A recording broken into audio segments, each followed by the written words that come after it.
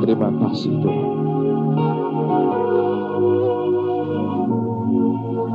Terima kasih Tuhan. Terima kasih Tuhan. Terima kasih Tuhan.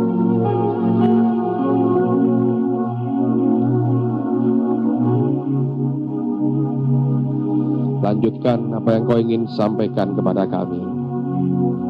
Taruhkan keinginan hatimu dalam hati kami. Taruhkan impian surgawi dalam batin kami. Biar kami belajar mengerti apa yang sedang Engkau letakkan dalam hidup kami. Di dalam nama Tuhan Yesus. Dan semua kita berkata, amin. Coba buka dulu Yohanes pasal yang ke-6. Lihat pada ayat yang ke-25 sampai dengan ayat yang ke-30. Yohanes pasal yang ke-6 ayat 25 sampai dengan ayat yang ke-30. Ketika orang banyak menemukan Yesus di seberang laut itu, mereka berkata kepadanya, "Rabi, bila mana engkau tiba di sini?" Yesus menjawab mereka, "Aku berkata kepadamu, sesungguhnya kamu mencari aku bukan karena kamu telah melihat tanda-tanda, melainkan karena kamu telah makan roti itu dan kamu kenyang. Bekerjalah bukan untuk makanan yang akan dapat binasa, melainkan untuk makanan yang bertahan sampai kepada hidup yang kekal, yang akan diberikan Anak Manusia kepadamu. Sebab dialah yang disahkan oleh Bapa Allah dengan meterainya." Lalu kata mereka kepadanya, "Apakah yang harus kami perbuat supaya kami mengerjakan pekerjaan yang dikehendaki Allah?" Jawab Yesus kepada mereka, "Inilah pekerjaan yang dikehendaki Allah, yaitu hendaklah kamu percaya kepada Dia yang telah diutus Allah." Maka kata mereka kepadanya, "Tanda apakah yang engkau perbuat supaya dapat kami melihatnya dan percaya kepadamu? Pekerjaan apakah yang engkau lakukan? Nenek moyang kami telah makan mana di padang gurun, seperti yang tanda tertulis, mereka diberinya makan roti dari surga." Maka kata Yesus kepada mereka, "Aku berkata kepadamu, sesungguhnya bukan Musa yang memberikan kamu roti dari surga, melainkan Bapa-Ku yang memberikan kamu roti yang benar dari surga. Karena roti yang dari Allah ialah roti yang turun dari surga dan yang memberi hidup kepada dunia." Nah, ini ada hal yang aneh sekali, saudara. Orang sudah melihat tanda, tapi masih tanya, "Kamu ini berbuat apa sih?" Saudara bisa nangkap nggak? Nah, ini gini. Saya perlu sampaikan ini sebagai keseimbangan dari apa yang tadi saya sampaikan. Memang benar, saudara. Reaksimu, responmu terhadap apa yang Tuhan berikan menentukan sampai seberapa besar Allah itu akan kerja dalam kehidupan saudara. Tapi perhatikan baik-baik. Orang memberikan reaksi, si A dan si B memberikan reaksi, ternyata reaksi dari keduanya bisa berbeda, sekalipun nampaknya kehausannya akan Tuhan sama. Dari luar mereka begitu responsifnya sama, tapi ternyata dalamnya berbeda. Yang pertama, dia haus akan lapar, memang betul akan Tuhan. Dan dia terus kejar Tuhan dan rindu menyukakan hatinya, rindu menyenangkan dia, dan Allah berikan kerinduan dalam batinnya. Yang dia cari, Tuhan, Tuhan, aku mau Engkau, mau Engkau, mau Engkau, mau Engkau. Tapi ada orang lain yang berkata, aku mau itu, supaya apa? Aku dilengkapi dengan kuasa, supaya apa? Aku dipakai Allah, supaya apa? Terkenal, supaya apa? Ngetop. Lihat, akhirnya ujungnya keduanya berbeda. Nah, sekalipun demikian, tetap reaksi Anda itu berpengaruh. Reaksimu tetap mempengaruhi sampai seberapa Allah akan bergerak ketika saudara terima sesuatu dari apa yang Tuhan beri. Tapi lihat, akhirnya ujungnya bisa berbeda. Kepada orang yang murni sungguh-sungguh cari Tuhan dalam hidupnya. Dan dia begitu mengasihi Allah, dia tidak peduli akan reputasinya, Apakah akan terkenal atau tidak, sama sekali bukan urusannya. Apakah akan dipakai dahsyat atau tidak, itu bukan urusannya. Itu urusan Tuhan. Pokoknya aku mau Tuhan aja. Tuhan, pokoknya aku jatuh cinta dengan Engkau. Aku mau Engkau dan aku tidak butuh yang lain. Atau ada orang yang berkata, aku mau Tuhan, aku mau. Supaya nanti ujungnya untuk dirinya sendiri. Nah, Anda perhatikan, peristiwa ini dimulai dari mana? Ketika mereka terima mujizat, 5 roti 2 ikan, memberi makan 5.000 orang. Waktu mereka lihat itu, mereka berkata, ini dia, KKR terus sepanjang hari, tidak usah kerja, makan gratis, kenyang, pulang, buka toko roti. Bahwa mereka melihat mujizat itu, mereka lihat rotinya, dan itu membuat kenyang. Mereka berkata, ayo mau Tuhan. Lihat di luarnya sepertinya haus. Tapi sebetulnya yang dicari bukan Yesusnya. Tapi apa? Rotinya, saudara. Nah ini pun berbeda. Ada seorang hamba Tuhan yang berkali-kali datang ke Indonesia. Namanya Arlan SQ. Saya belum tahu lagi apakah dalam waktu dekat akan mampir di Indonesia. Kalau kita bisa undang dia ngajar beberapa hari akan bagus sekali. Dia lebih tenang cara ngajarnya dan tidak pakai beda-bedu, saudara. Dia ngajar dengan tenang, dengan pengertian. Dia memang seorang guru pengajar yang sangat-sangat baik sekali sebetulnya.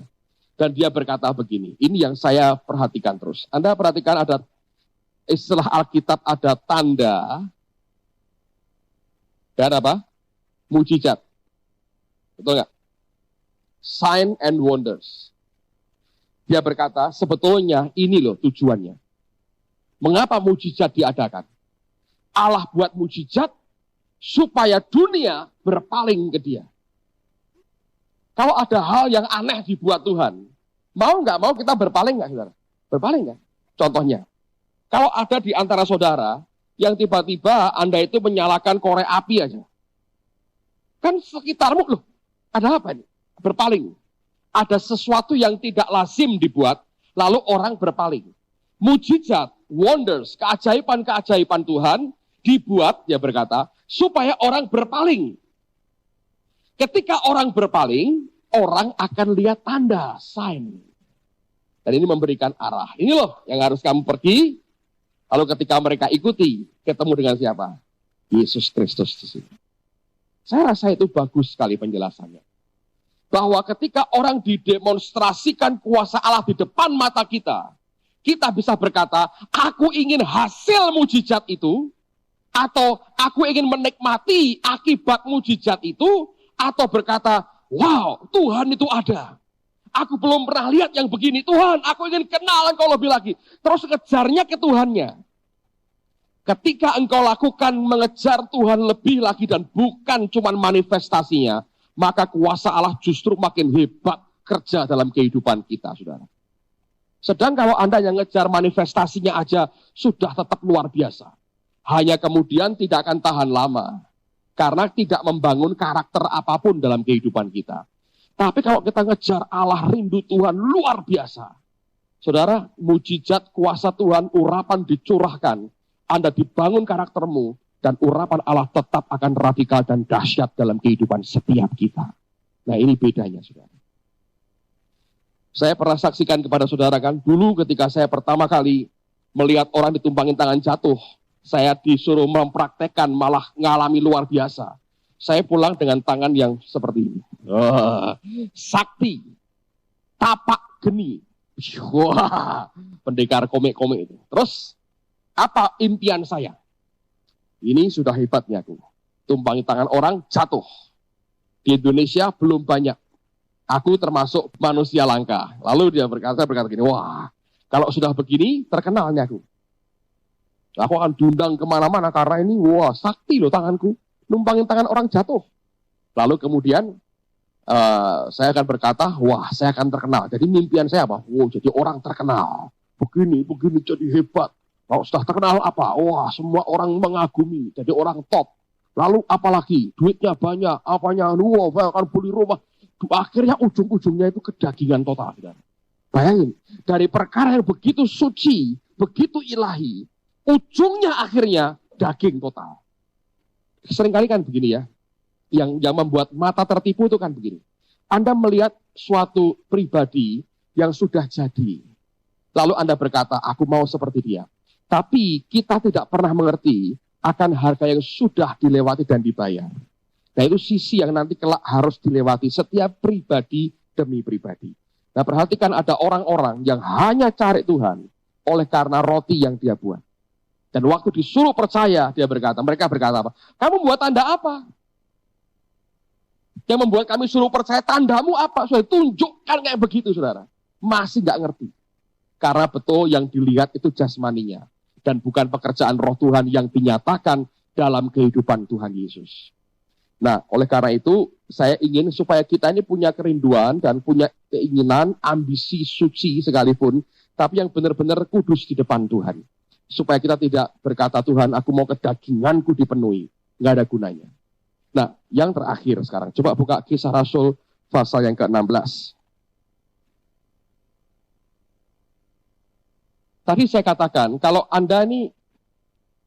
saudara ini punya panggilan yang sama dengan seseorang, Anda cenderung akan ingin mengcopy akan orang itu, ya, karena saudara senang dengan modelnya, dengan stylenya, dengan gaya pelayanannya. Dan perhatikan, ini yang harus Anda mengerti. Kalau orang dipakai Allah luar biasa dalam satu bagian, ketika dia demonstrasikan apa yang Tuhan kerjakan dalam hidupnya, Anda akan melihat sepertinya itulah yang paling utama dalam segala hal. Jadi Anda lihat itu sampai seperti itu. Ya, sehingga ini yang membuat kita berkata, aku juga ingin kayak dia. Tapi ingat, kalaupun Anda dan saya punya panggilan yang serupa atau sama, tetap Anda dan saya harus mengerti ada harga yang mesti dibayar. Nah, itunya jangan sampai lupa. Kalau tidak, hanya muncul orang-orang frustrasi, saudara. Anda hanya ikuti luarnya, kulitnya, tapi dalamnya sebetulnya tidak sama. Lalu Anda mulai nubuatin orang, itu akan menimbulkan damage, kerusakan yang mengerikan. Sebab setiap jenis pelayanan yang bisa membuat Anda bisa begitu terkenal, karena karisma yang muncul dari dalamnya, itu membutuhkan akan wadah hidup dalam karakter ilahi yang kuat. Ya, kalau Anda ini guru atau gembala, biasanya nggak terlalu menonjol, ya. Guru itu karena ketika ngajar Anda senang sekali, tapi wow-nya nggak ada. Ya, dia lebih tenang, dia masuk. Dan itu akan ngajar ketika Anda menikmati firman, Anda cinta Tuhan, senang firman, Anda akan terbelalak matanya, luar biasa. Caranya ngasih pengertian itu luar biasa. Teman-teman yang sudah pernah dengar Dean Sherman mengajar, itu mereka berkata, wah ini yang paling bagus yang pernah didengar. Beberapa orang Jakarta hari-hari ini akan datang, suatu besok pagi akan terbang dari Jakarta ke Semarang karena hanya pengen ikut Dean Sherman aja. Nah, itu karena mereka sudah pernah dengar, mereka berkata, wah ini luar biasa, ini pengajar bagus. Tapi nggak sampai olala, apa nggak ada, nggak ada, nggak ada. Tenang, semuanya jadi datar, baik. Tapi ketika Anda nikmati, Anda berkata, oh bisa jelaskan sampai ke situ ya orang ini. Ya, tapi itu bukan tipe ideal dari banyak orang kan. Gembala misalnya, wah ini jabatan yang paling mendapat tempat yang bagus, tapi juga menyebalkan seringkali. Dan membuat orang gampang sakit hati itu kalau mau cepat sembuh ya jadi gembala, saudara. Karena akan diajari bagaimana menerima sakit hati. Itu gembala itu isinya yang keliru tok. Salah terus. Ganti mobil, salah. Dia bilang, pendeta kok nggak tahu diri ya. Jemaatnya naik sepeda, naik becak, naik angkutan kota, beli mobil. Itu uang diberikan kepada jemaat yang miskin. Kok beli mobil? Nggak bisa beli mobil, salah. Gimana? Pendetanya aja nggak beriman, jemaatnya suruh beriman. Salah aja. Nah, khotbah, lemah lembut. Ini kalau cara gini kita tidur semua, nggak ada urapan, gini. Udah, habis dengar Bu Indri, minggu ya Allah, halo, pendeta kok teleponan, halo terus. Di mimbar kok teleponan, halo, salah lagi. Susah. Dan Anda harus mengerti gini, ini dilema pendeta saudara ya. Dengar baik-baik. Anda punya jemaat 1000 dengan punya jemaat 30. Gampang ngurus mana? 1000. Kok gampang 30? 30 orang itu tiap satu orang bersuara terdengar. Benar nggak? Berarti satu orang berbicara itu langsung gemanya hebat sekali. Tapi kalau satu di antara 1000 berteriak pun nggak dengar, saudara. Yang paling berat pendeta itu apa? Itu makan hati, batinnya itu, saudara. Sampai kemarin saya bilang, hati-hati jangan sampai saraf-saraf kita putus mendadak gara-gara ngalami tekanan. Ini jabatan yang sebetulnya nggak terlalu populer. Kecuali Anda lihat seorang pendeta yang ribuan jemaatnya Anda kumpul dengan dia, wah asik ya, kayak raja kecil. Kayak camat gitulah, ribuan pengikutnya gitu. Mungkin membuat kita tertarik jadi gembala. Tapi pada umumnya, dulu saya kan penginjil, keliling-keliling gitu. Saya banyak masuk gereja-gereja, saya bilang, waduh, yang paling sengsara jadi gembala. Ketemu orang-orang yang sama. Khotbah seminggu 5 kali, bayangin. Kebaktian ibadah pagi, ibadah sore kalau ada. Kaum muda, kaum wanita, kaum pria, Bible study, persekutuan doa, besuk rumah sakit, doa pagi, jam 4. Saya berkata, ini ya mau mati aja nggak sempet nih dia nih.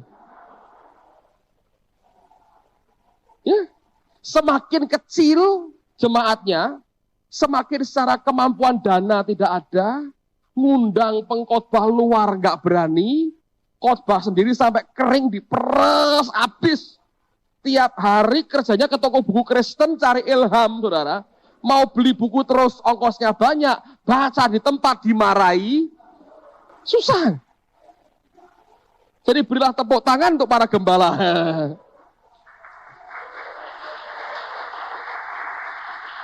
Kalau penginjil cuma butuh modal 5 khotbah, dia puter seluruh Indonesia, bisa, saudara. Modal cuma 5. Tiap malam makan enak. Pendeta makan enak, kedagingan. Susah. Kalau tamu kan kelihatan baiknya tok. Kalau pendeta kelihatan jeleknya semua kelihatan. Jadi Anda lihat, waduh, ini tipe-tipe pelayanan yang nggak terlalu populer sebetulnya karena lebih banyak nggak terkenalnya. Tapi yang lain, penginjil misalnya. Anda selalu buat kebaktian-kebaktian besar. Orang tahu. Fotomu dipasang di mana-mana. Kalau nggak KKR. Anda nabi. Wah, mengerikan kan kalau kumpul sama nabi. Kalau sudah telunjuknya mulai bergetar. Wah, nunjuk siapa ya. Mengubah orang. Waduh, luar biasa kan. Orang senang sekali. Anda rasul. Wah, apalagi. Wah, rasul.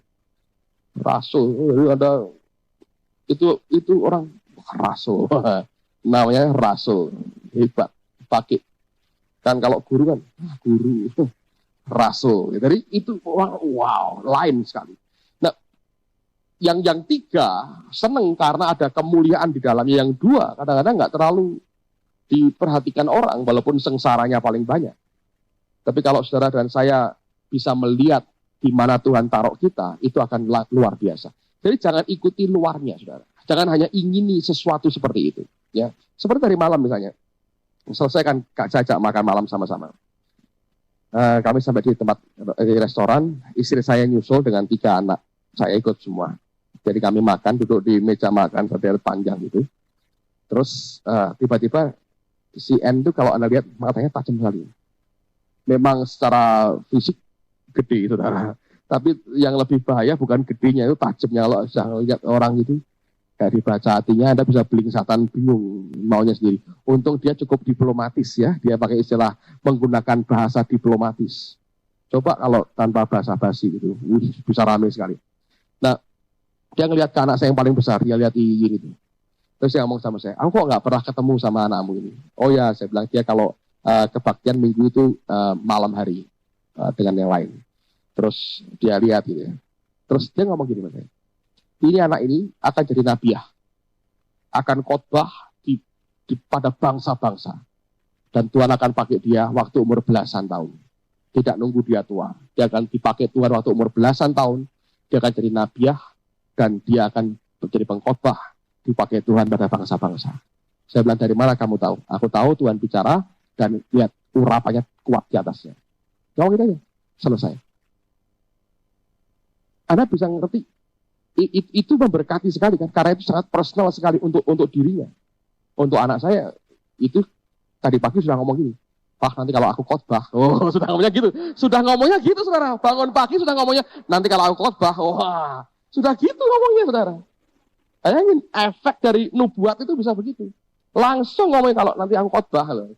Ya, kamu khotbahin papa dulu lah, saya berkata gitu. Tapi sudah ngomongnya kalau nanti aku khotbah, sudah gitu, saudara. Jadi kalau Anda lihat itu, efek daripada ministry bisa begitu luar biasa ya. Jadi itu membuat banyak orang tertarik, saya berkata, bagus sekali. Kalau Anda dipakai dalam panggilan yang sama, saudara akan diberkati dengan hadirnya teman-teman hamba Tuhan seperti itu. Tapi sekali lagi, ingini Tuhan, saudara. Nanti Anda makin cinta dengan Tuhan. Tuhan akan makin percaya kepada saudara. Karena itu membuat kita makin rendah hati sih. Tidak ada kesombongan apapun dalam diri kita. Yang ada cuma kerendahan hati. Dan berkata semua datangnya dari Tuhan. Amen. Kita sekarang lihat Kisah Rasul 16, ayat 16. Kisah 16 ayat 16. Pada suatu kali ketika kami pergi ke tempat sembayang itu, kami bertemu dengan seorang hamba perempuan yang mempunyai roh tenung. Nah, dalam terjemahan yang lain, sebetulnya bukan roh tenung biasa, tapi dikatakan spirit of python, atau roh piton, python spirit. Roh piton. Oke. Dengan tenung-tenungannya, tuan-tuannya memperoleh penghasilan besar. Ia mengikuti Paulus dan kami dari belakang sambil berseru, katanya, orang-orang ini adalah hamba Allah yang maha tinggi. Mereka memberitakan kepadamu jalan kepada keselamatan. Hal itu dilakukannya beberapa hari lamanya. Tetapi ketika Paulus tidak tahan lagi akan gangguan itu, ia berpaling dan berkata kepada roh itu, demi nama Yesus Kristus, aku menyuruh engkau keluar dari perempuan ini. Seketika itu juga keluarlah roh itu. Nah, apa itu piton? Siapa yang pernah lihat piton? Siapa pernah makan piton? Ya, manusia perkasa.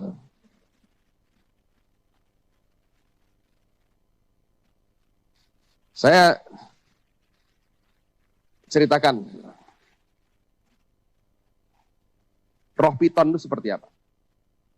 Ular piton, dia kalau mau terkam mangsanya, tidak seperti ular kobra. Ya. Kalau kobra itu, dia begitu berdiri, dia akan mematuk dengan giginya, dengan bisanya. Lalu orang keracunan dan kemudian mati.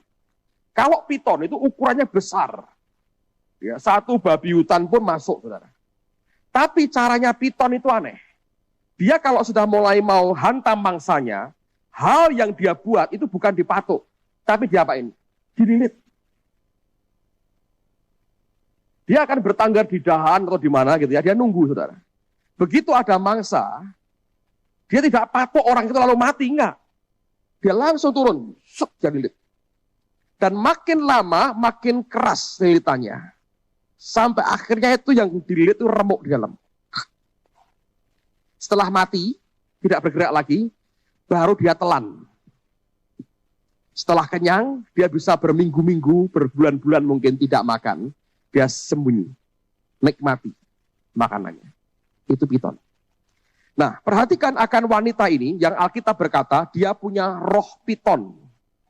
Lihat bahwa dia mulai approach pertama tidak menyerang loh. Tapi meresponi luar biasa. Betul nggak, saudara? Coba teriaknya apa? Dia berteriak berkata, orang-orang ini adalah hamba Allah yang maha tinggi. Mereka memberitakan kepadamu jalan, kepada keselamatan. Loh, itu teriakannya betul. Ngomongnya seperti orang yang haus dan lapar.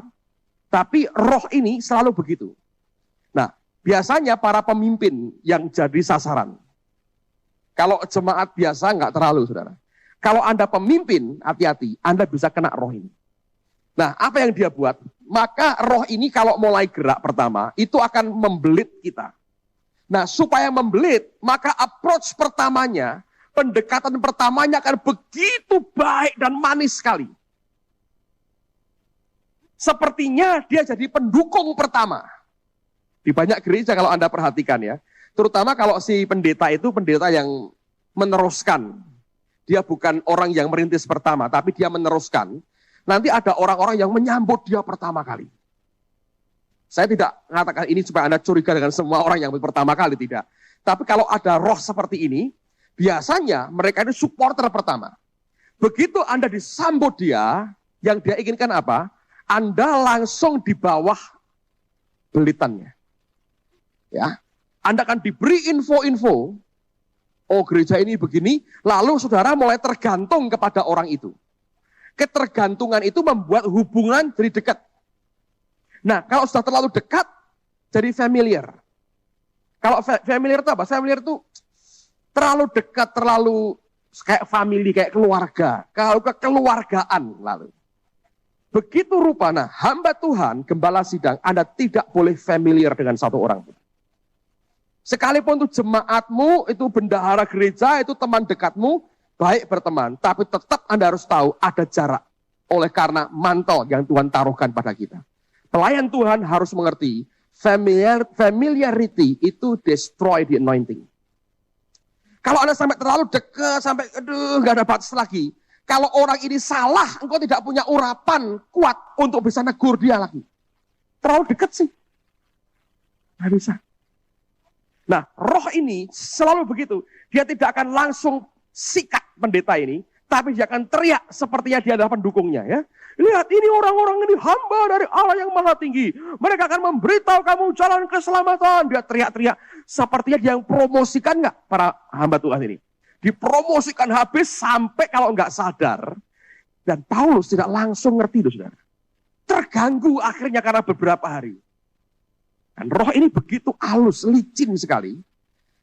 Makanya itu, ular itu kan binatang yang paling cerdik kata Alkitab. Jadi ini pakai kayak begitu. Masuk, begitu approach-nya begitu bagus.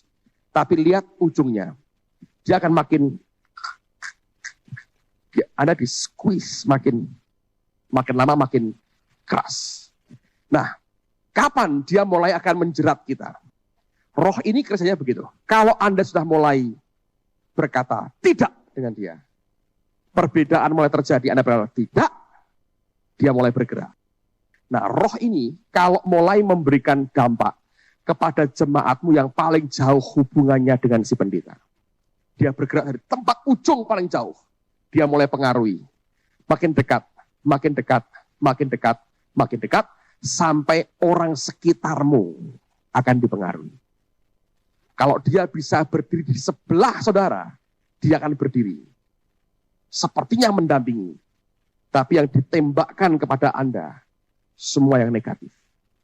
Dan saya mau beritahu, teman-teman yang ada di sekitar gembala, kalau Anda punya posisi dekat dengan pemimpinmu, hati-hati dengan perkataanmu.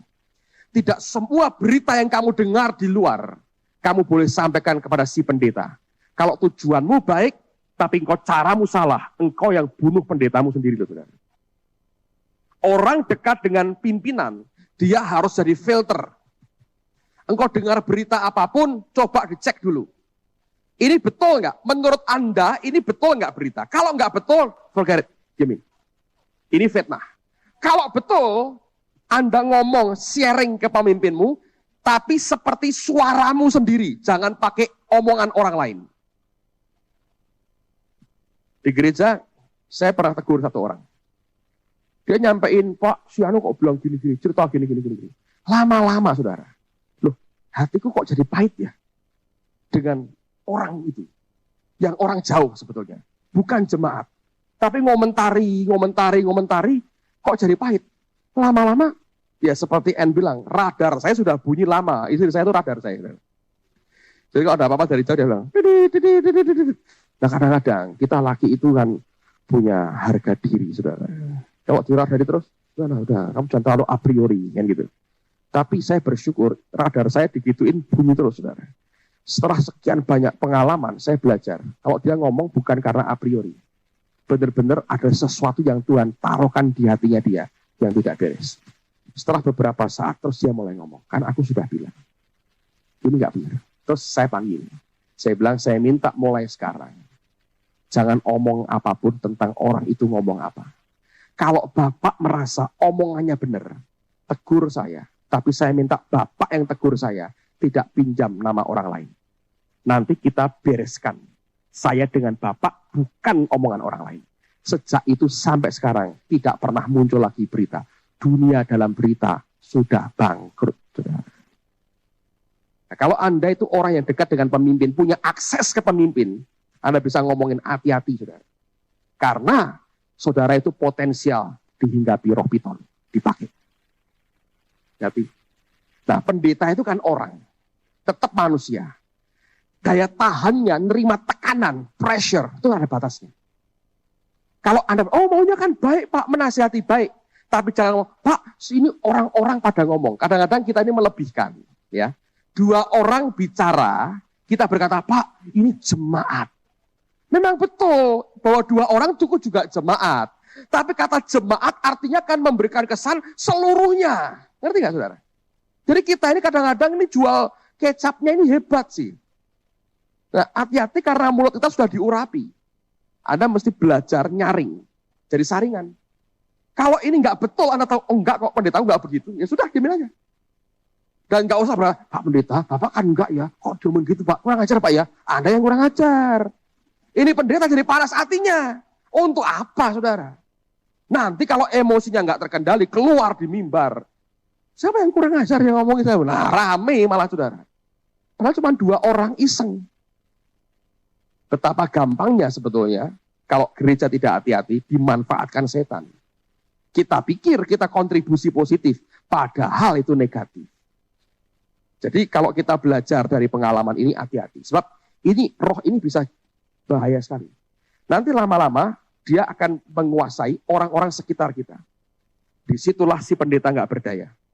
Dikontrol total. Saudara. Ngerti kebenarannya harusnya ini. Tapi sudah nggak bisa berbuat apa-apa. Kami pernah ngalami. Saya pernah ngalami kena yang begini. Soalnya. Jadi pada waktu itu sampai orang-orang dekat. Itu dikontrol begitu rupa oleh roh ini. Ngeri sekali. Dan Anda tidak bisa nunjuk yang mana orangnya. Loh, karena ini spirit. Ini bukan orang. Itu orang pun dipengaruhi. Dan kelihatannya mendukung, tapi bahaya sekali. Nanti pada waktu perbedaan pendapat terjadi, oposisinya gila-gilaan. Anda akan shock loh. Ini yang dekat-dekat dengan saya yang begitu semua. Kaget. Dan kalau sudah sampai titik, sudah sentimen pribadi, ya itu sudah nggak ada kebenarannya.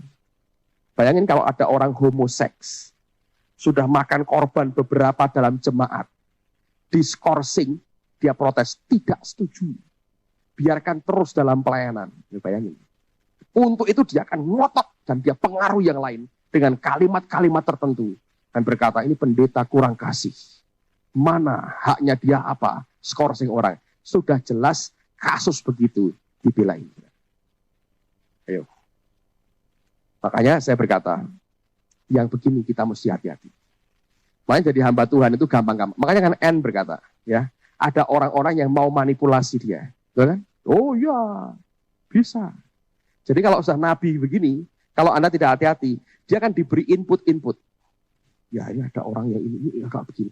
Tetap ini manusia loh. Anda beri input-input, Anda sedang mencemari rohnya sebetulnya. Dan kalau dia nggak peka, dia nggak tahu, dia sedang dimanipulasi. Tapi dia akan berkata, aku ini berkali-kali mau dimanipulasi orang. Nah orang itu begitu. Makanya kalau Anda itu jadi orang yang di sekitar gembalamu, Anda mesti hati-hati. Sebab apakah engkau dipakai Tuhan menguatkan dia, atau engkau ditunggangi setan jatuhin dia. Dengan kata-kata, sepertinya Anda membela gembalamu, tapi sebetulnya tidak. Nanti kalau ada session khusus untuk para gembala, saya akan cerita lebih detail soal roh piton. Tapi ini sebagai gambaran. Jadi Anda dekat dengan orang pun, motivasinya apa, orang bisa ngerti. Ingat nggak kalau banyak ini? Orang yang senang nubuat itu kan, ya, amin, haleluya, depan, ya kan? Saya tambahi dia, mestinya bawa bendera, haleluya, bawa bendera gitu. Satu kali kami makan malam sama-sama, saya bawa 2 wakil saya di gereja. Dan dua-duanya sampai sekarang belum dapat kaset, saudara. Tahu? Belum ada pesan Tuhan. Jadi waktu makan, ditembak langsung. Kalian nunggu kaset toh? Yang ini bawan. Nunggu kaset? Nah, David nunggu-nunggu tuh. Kapan? Sampai sekarang belum, saudara. Dan sudah tidak ada lagi kebaktian sama-sama. Jadi kira-kira nggak dapat kaset itu. Anda harus sensitif. Ini orang maunya kemana? Nunggu kaset, nunggu apa? Ada yang lebih terang-terangan. Ada nubuat buat aku loh. Teman saya gitu, saudara. Istrinya dinubuati, dia bilang, aku kok belum? Ada nubuat, terang-terangan. Sambil ketawa-ketawa, kok nggak ada nubuat buat aku? Terang-terangan, tapi sambil bergurau, tapi hatinya serius. Waktu terima nubuat, senang dia. Wah, bahagia. Dapat kaset. Tapi saudara lihat, orang dekat-dekat pun ada motivasinya. Ingin apa sebetulnya? Iya kan? Yo bagus kan, orang dapat nubuatan pesan Tuhan kan bagus. Saya pribadi sangat diberkati dengan itu. Tapi sebagai hamba Tuhannya, Anda mesti hati-hati. Karena tidak semua orang yang mau dekat dengan Anda, motivasinya murni. Anda bisa ngerti itu. Jadi kita mesti belajar untuk tetap tegas. Tidak. Jangan biarkan diri kita dikitari orang-orang yang Anda tahu tidak murni, yang hanya mau ambil keuntungan dari kedekatannya dengan saudara. Itu tidak menguntungkan semua pihak. Kalau kita tidak berani tegas berkata tidak, Anda akan rugi kelak. Yang dekat dengan Anda pun akan rugi kok. Karena dia tidak melakukan semua dengan kemurnian hati. Anda harus peka, mana yang iya, mana yang tidak. Jangan ada familiarity. Kalau itu sampai familiar dengan kita, sudah jadi kerabat kayak begitu dekat, nyampur jadi satu, sudah nggak ada wibawanya sama sekali. Tidak berarti saya mengajar begini, Anda harus radikal ya. Terus kalau, majelis, jangan deket ya. Urapanku terganggu, minggir. Ya, ngamuk caranya. Caranya jangan pakai kedagingan. Anda harus ngerti betul apa yang harus dibuat. Tapi itu nanti sejalan dengan pertumbuhan kekuatan roh kita, saudara. Anda akan belajar. Ini faktor-faktor yang Anda harus perhatikan di dalam pelayanan. Karena ini roh kayak begini bahaya. Nah, begitu roh semacam ini sudah menguasai orang-orang kunci sekitar Anda, tinggal tunggu tanggal mainnya. Game over. Mati. Nanti Anda pindah, pergi, atau bubar, atau apa. Dan orang-orang ini pun tidak tahu mesti ngapain lagi. Dan dia akan pergi kemana lagi, dan dia akan cari korban lagi. Sampai dia mengalami kemerdekaan dari Tuhan. Dan dia bertobat hidupnya, dipakai Tuhan lagi. Ada seorang hamba Tuhan yang nulis buku khusus tentang roh piton. Ini bagus sekali. Dan para pemimpin perlu baca. Tapi Anda harus baca dengan hati yang benar. Kalau tidak, semua piton, kobra, moling, ular semua. Nah ini naga, wah malah repot. Nah, semua ular kita naga, saudara. Hati-hati. Ya toh? Kalau Anda baca buku begitu hatimu, kalau Anda sedang musuhan sama orang, jangan baca yang begitu, saudara. Karena Anda akan berkata, wah ini piton. Yang gini-gini kobra. Ini ular meling, ini ular sawah. Nah ini apa? Naga atau kodoknya, makanannya atau rajanya, gitu aja, saudara. Ini kok kumpulan binatang melata semua nih gereja nih. Nanti namanya gereja ular tembaga Musa. Isinya ular semua, repot. Jangan, saudara, ya. Kita mesti hati-hati jaga hati aja. Tapi ini sebagai bagian dari kelengkapan yang saya ingin sampaikan supaya kita belajar lebih jauh lagi. Amen. Mari angkat itu dengan hati kita di hadapan Tuhan. Tuhan, kami angkat ini di hadapan-Mu hari ini. Sekarang Kau memurnikan semuanya. Tapi satu hal kami ingin berkata, sungguh karena kami cinta kepada-Mu Tuhan. Kami rindu semua terjadi itu kemuliaan nama-Mu. Kami tahu hidup kami sementara di dunia ini. Tapi dengan yang sementara ini Tuhan, kami ingin persembahkan ini di hadapan-Mu. Kami tahu kalau ini jadi Tuhan. Kalau ini jadi, kami memuliakan Engkau.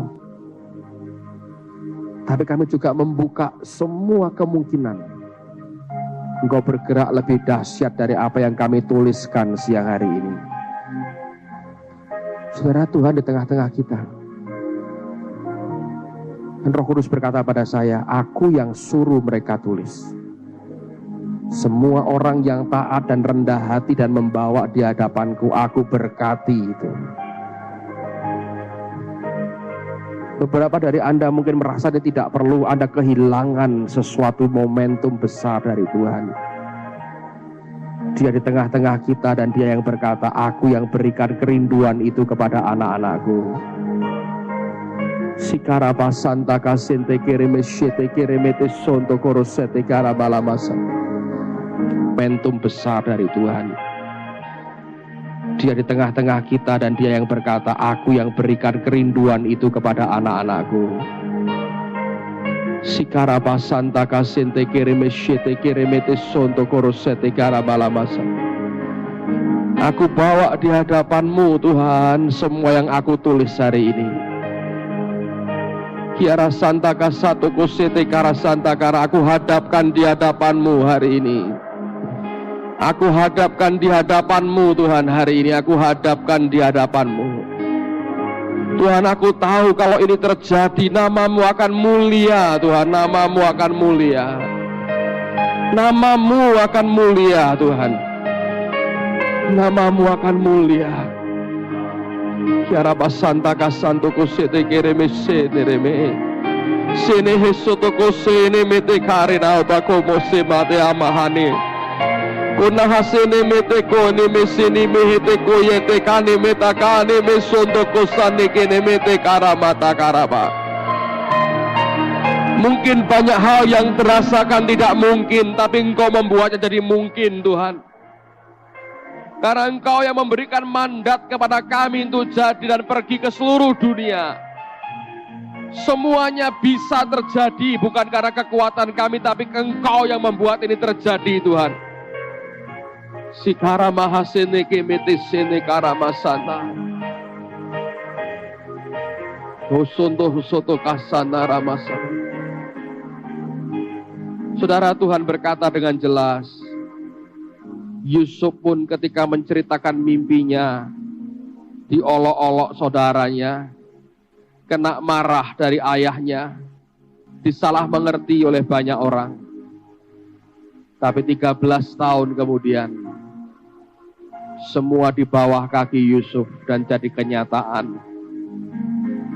Tuhan yang disembah Yusuf, Tuhan yang sama yang hari ini dalam hatimu, saudara. Yang tahu kerinduan hatimu yang paling dalam. Yang tahu apa yang terbaik bagi anak-anaknya. Yang mengerjakan kerinduan yang murni itu di hadapan kita semua. Terima kasih Tuhan, terima kasih. Kehendak-Mu yang sempurna jadi Tuhan. Hari ini ketika kami tuliskan semuanya, kami tahu sesuatu yang ilahi sedang terjadi. Kami hadapkan di hadapan-Mu. Kami hadapkan di hadapan-Mu. Terima kasih Bapa. Terima kasih Tuhan. Hari ini kami belajar satu perkara. Engkau juga berfirman melalui kerinduan hati kami. Terus dimurnikan dan anugerah-Mu yang memampukan kami untuk sampai kepada yang Tuhan inginkan. Apa yang tidak pernah dilihat mata, tidak pernah didengar oleh telinga, tidak pernah terfikirkan, terbayangkan, diberikan oleh Allah kepada orang-orang yang mengasihi Dia. Kami percaya Tuhan, ini bukan mimpi di siang bolong. Kami percaya ini rencana Allah dalam kehidupan kami. Sekarang tuntun langkah hidup kami, sampai kami mencapai semuanya ini. Nama Yesus dimuliakan. Terima kasih Bapa. Terima kasih Bapa, terima kasih. Terima kasih Tuhan Yesus. Kemuliaan hanya bagi-Mu Tuhan, di tempat yang maha tinggi. Demi nama Tuhan Yesus. Dan semua yang percaya berkata, Amen. Amen, saudara.